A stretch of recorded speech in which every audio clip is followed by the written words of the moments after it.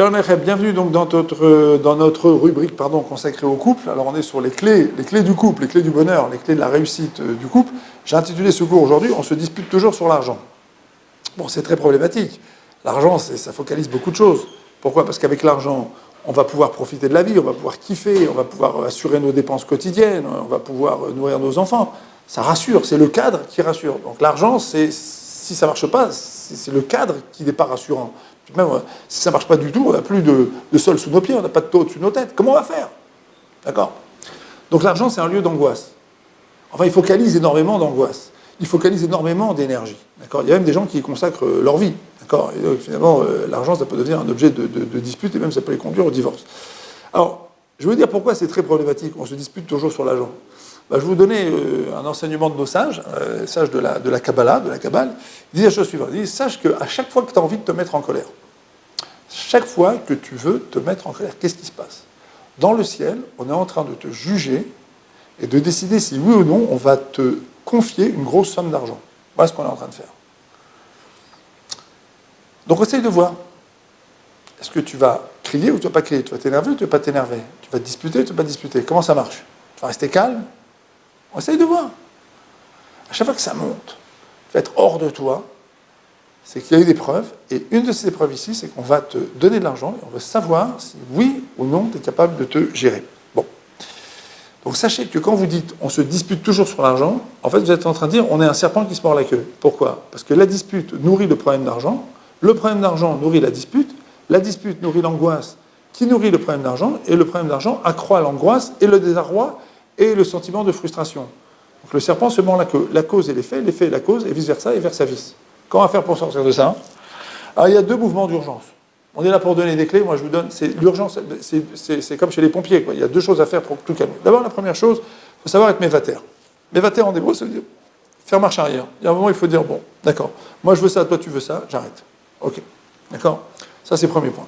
Fondamental, parce que sinon, là on nourrit le conflit, mais un conflit visible. Alors attention, avec ça on n'a rien arrangé encore, parce qu'à l'intérieur, ici, là, au niveau du ventre, au niveau du cœur, de la tête, on n'est pas content. Donc comment on va faire ? D'accord ? Alors je vais vous donner une deuxième clé. La deuxième clé est tout simplement la clé de la négociation. C'est que quand on veut quelque chose au niveau de l'argent, et que vraiment on n'est pas d'accord, il faut bien se rappeler d'une chose. L'argent, ça s'appelle mammon en hébreu. Mammon. Mammon, c'est zémoné, c'est quelque chose qui se compte. D'accord ? C'est quelque chose qui a une limite. Quelque chose qui se compte, c'est quelque chose qui se découpe. Quelque chose qui se découpe, c'est quelque chose qui s'organise. D'accord ? Alors quand on n'est pas d'accord, c'est vrai, mais on n'est pas d'accord sur tout. On peut s'arranger, on peut discuter, on peut partager, on peut prendre un peu moins que ce qu'on voulait. C'est comme la discussion de budget dans l'État. On cherche, nous on veut un budget de 400 millions de shekels, on peut donner 200, bon, au 300, 250, ok, avec ça on s'arrange, c'est la même chose. Vous voulez un budget, vous voulez partir en vacances à tel endroit, vous voulez dépenser tant d'argent, vous voulez vous organiser comme ci ou comme ça. Très bien, ok. Mais, il y a un mais. Vous n'arrivez pas à vous mettre d'accord. Ok, alors dans ce cas-là, on va baisser ses prétentions. D'accord ? Et on va revenir dans la discussion en baissant ses prétentions. Lorsqu'on fait ce petit mouvement en arrière, et qu'on dit à l'autre, moi je suis d'accord, ok, c'est toi, je me plie à ta décision. Et qu'ensuite, ou de manière parallèle, on discute, on dit, bon, je voulais ça, mais je suis d'accord pour un peu moins.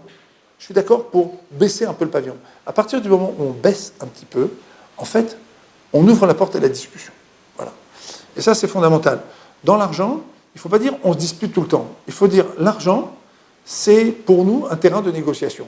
Voilà, on négocie souvent. Bon, négocier, chacun a le droit d'avoir sa position. C'est plus légitime, c'est plus facile. Et puis on peut plus facilement admettre, quand on négocie, de recevoir un petit peu moins que ce qu'on a voulu, ou de devoir s'arranger avec la manière dont l'autre voit les choses. D'accord ? Voilà, ça c'est fondamental. On introduit une atmosphère d'abord, je suis capable de ne pas être accroché aux choses, mais en même temps, une atmosphère de négociation, de discussion, de tolérance. On peut comprendre les besoins de l'autre, on peut comprendre que même si on n'a pas besoin d'argent, vous savez, parfois, c'est beaucoup plus simple de gérer un petit emprunt, un petit déficit, un petit dépassement du cadre qu'on s'était donné, que de gérer la frustration de l'autre. La frustration, c'est un explosif nucléaire. Et quand ça s'accumule, ça crée des dégâts considérables. Un petit découvert, un petit peu d'argent, des fuites à droite, à gauche, simplement parce que ça permet de faire plaisir, ça permet,